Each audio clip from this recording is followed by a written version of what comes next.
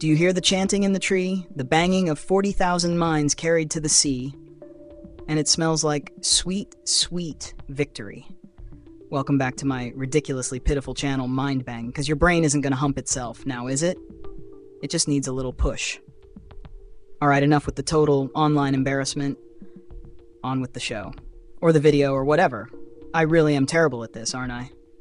Oh well. Are we really living in some incel god's cosmic Xbox? Simulation theory explained.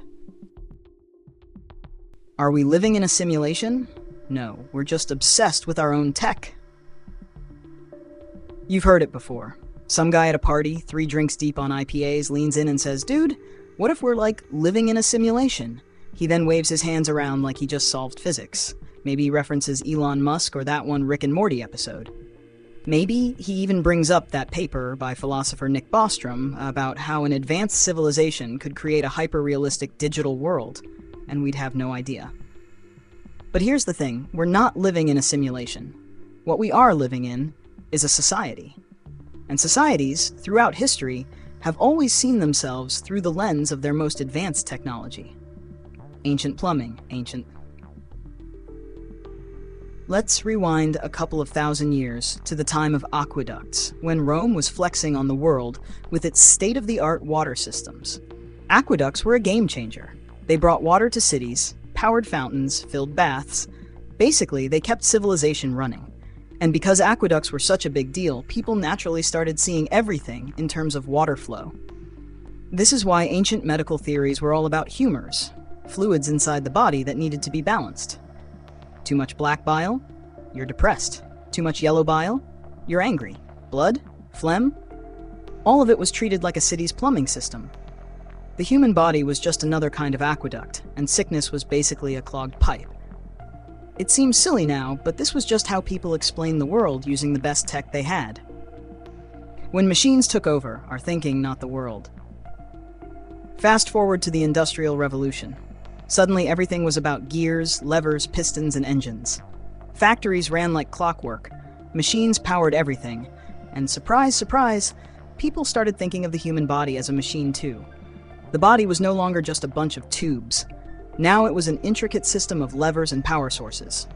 The heart was a pump, muscles were pulleys, nerves were electrical wires, and the brain was a command center. And guess what? The universe got the same treatment. This was the era when people started describing the cosmos as a giant machine, something precise, mechanical, and carefully built. Even religious thinkers got in on the action, with the popular metaphor of God as a divine watchmaker who built the universe, wound it up, and let it run. But then the machine age passed, and along came something even more mind-blowing. The calculator phase, when the brain got mathified. Once people developed mechanical calculators, the metaphor shifted again. The brain, previously seen as a machine, was now viewed as something even more sophisticated, a number-crunching device.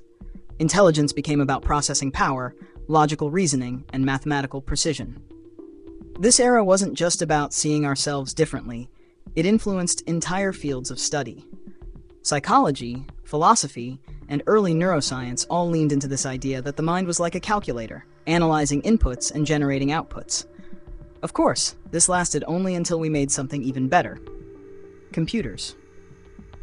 The computer age. Now everything's a computer, including us. As soon as computers hit the scene, the brain stopped being a calculator and started being a computer. It made perfect sense. Computers processed information, stored memories, ran programs, and had operating systems. The brain did all of those things too, right? So it must be the same thing. This idea got really popular, really fast. The mind became software running on the hardware of the body. The nervous system was like a network of circuits. Thoughts were just electrical signals bouncing around like data packets. And because this was the most advanced tech we had, we didn't just apply the metaphor to ourselves, we applied it to everything. Suddenly, the universe itself was described in terms of information processing. Quantum mechanics? It must be some kind of computational system. Consciousness? Maybe it's just an algorithm. Reality itself? What if it's just a giant simulation running on some godlike alien server? This is where we're at today.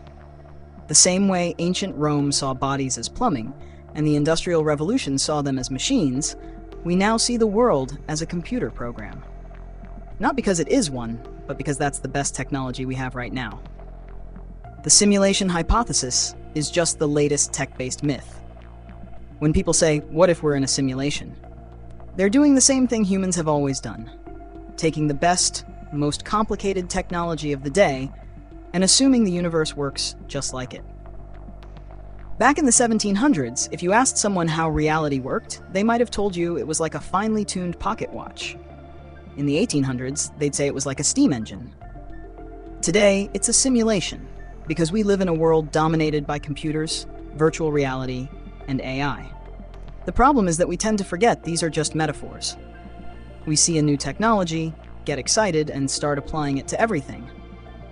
But history shows that every era's ultimate truth about reality eventually gets replaced by something else. The ancient Romans didn't have bacteria microscopes, so they thought illness came from unbalanced fluids. The Victorians didn't have MRIs, so they thought intelligence was all about mechanical calculations. Today, we don't have a complete understanding of consciousness, so we assume it's just software running on some kind of hardware. And in 100 years, people will probably look back at the whole "we're living in a simulation" thing and laugh. By then, we'll have some new mind-blowing technology, and we'll assume that's the real nature of the universe. Maybe it'll be some weird quantum bio-network, or maybe we'll all be made of dark matter, or maybe we'll finally figure out that the universe runs on vibes. The real answer: we're just making it up as we go. So no, we're not living in a simulation. We're just living in a time where computers are the coolest thing we've invented, so naturally, we think everything must be computer-based, including reality itself.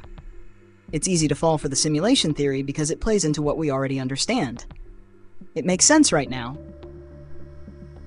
But so did the clockwork universe, the mechanical body, and the humor-based medical system in their respective eras. If history has taught us anything, it's that our best explanations for reality are always tied to our best tech. And when that tech changes, so does our entire way of seeing the world. So next time someone at a party hits you with, "What if we're living in a simulation?" just hit them back with, "Nah, dude, we just think that because we're obsessed with computers." 100 years ago, we'd be calling the universe a steam engine. Then walk away confidently and let them spiral into an existential crisis. You're welcome. Kerry Thornley, the guy who actually might have started all this shit. If you've ever gone down a YouTube rabbit hole about the Illuminati, seen some dude on TikTok connecting Jay-Z to the Freemasons with a blurry triangle, or tried explaining QAnon to a relative who still doesn't know how to change their Facebook profile picture, you might owe a little nod to Kerry Thornley. Never heard of him? Figures. Thornley is the kind of guy who should be more famous than he is.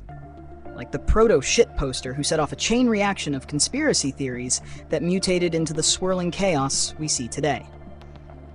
You could argue that he planted the seeds of the modern paranoia industrial complex, all while writing absurdist religious texts, dropping acid and testifying before the Warren Commission about his totally not suspicious friendship with Lee Harvey Oswald. Yeah, that Lee Harvey Oswald. The Oswald connection. Back in 1959, Thornley and Oswald were stationed together at Marine Corps Air Station El Toro. Picture it, two 20-year-old dudes stuck on base, shooting the shit about 1984 and communism instead of, I don't know, cars or beer. Even then, Oswald was on his "I might defect to the Soviet Union" arc, and Thornley, who never met a philosophical rabbit hole he didn't want to dive into, soaked it all in. Then Oswald actually did defect, and Thornley, impressed or just bored, decided to write a novel based on him. This was before Kennedy got shot, meaning Thornley unintentionally drafted what became the first book ever written about the guy who would go on to become America's most infamous lone gunman, or patsy, depending on how deep you want to go. Fast forward to 1963. JFK is dead. Oswald is arrested, then shot on live TV, and suddenly Thornley, who had been out here just vibing and writing his little book, is yanked into the Warren Commission hearings. The government wanted to know what he knew, when he knew it, and why he was writing about Oswald before Oswald became Oswald. It didn't help that Thornley had allegedly been hanging around some shady characters in New Orleans, guys who just might have had connections to the intelligence world. This is where the timeline gets murky, and Thornley, who was already deep into his Discordianism phase, started believing he might have been a pawn in something much bigger. The CIA? MK Ultra? Time travelers? He considered all of the above. Discordianism and the birth of modern bullshit. If you haven't heard of Discordianism, imagine a religion founded by a couple of guys who thought religion was dumb. It's a mix of Zen, surrealism, and absolute nonsense, all wrapped around the idea that chaos is the natural order of the universe. Thornley co-created it with his childhood friend Greg Hill, and their sacred text, Principia Discordia, is basically a meme manifesto decades before memes existed. It reads like a sacred text if that text had been written by stoned philosophy majors who just discovered Monty Python. At its core, Discordianism was a joke, a way to poke fun at authority, ideology, and the very concept of belief itself. But here's where things start to get weird. In the 1970s, the Discordians started planting fake conspiracy theories in the letters column of Playboy magazine, just to see what would happen. And what happened was, people took them seriously. They introduced the idea of the Illuminati, not as some centuries-old secret society pulling the strings, but as an absurd, ever-changing myth designed to highlight how people will believe anything if you say it with enough conviction. They threw out weird tidbits like how every major world event could be traced back to shadowy puppet masters, how symbols were hidden in plain sight, and how celebrities, politicians, and bankers were all part of a vast, interwoven secret order. Sound familiar? It should. How from Playboy to QAnon, how a joke became reality. Here's the thing about chaos. Once you unleash it, you don't get to control it anymore. The Discordians may have been kidding, but they accidentally wrote the script for every modern conspiracy theory that came after. The Illuminati myth caught fire, mutating from a tongue-in-cheek mind game to something people actually started believing. In the 80s and 90s, it got tangled up with satanic panic, evangelical fear-mongering, and New World Order paranoia. By the 2000s, it was a staple of internet culture. Enter QAnon. Q is just Discordianism, with the humor stripped out and the paranoia cranked to 11. It's got all the same beats, an unseen power structure, cryptic symbols hidden in pop culture, secret messages decoded by devoted followers, and an all-powerful they orchestrating everything. The difference? Where Discordianism was about questioning belief, QAnon and its cousins demand belief. Instead of laughing at the absurdity of the world, people started seeing patterns where none existed. Thornley, who spent his later years bouncing between underground publishing, conspiracy obsession, and deep paranoia about his own role in everything, probably would have had mixed feelings about where things ended up. Did he help create this mess? Maybe. Did he mean to? Absolutely not. He was a joker, a provocateur, a guy who wanted to stir the pot but never expected the pot to boil over and burn the whole kitchen down. Have the final cosmic joke. Kerry Thornley died in 1998, years before the internet took his half-joke, half-philosophy, and ran it through a blender of misinformation, cult-like devotion, and social media hysteria. He never saw QAnon, never watched YouTube videos dissecting the shape of Beyoncé's hands for hidden messages, never had to deal with your uncle texting you a 10-paragraph rant about adrenochrome. But if he were alive today, he'd probably be torn between laughing his ass off and hiding in a bunker. Because if history has taught us anything, it's that people don't always get the joke. And once you let the conspiracy genie out of the bottle, good luck shoving it back in. Well, gang, consider that another mind banged.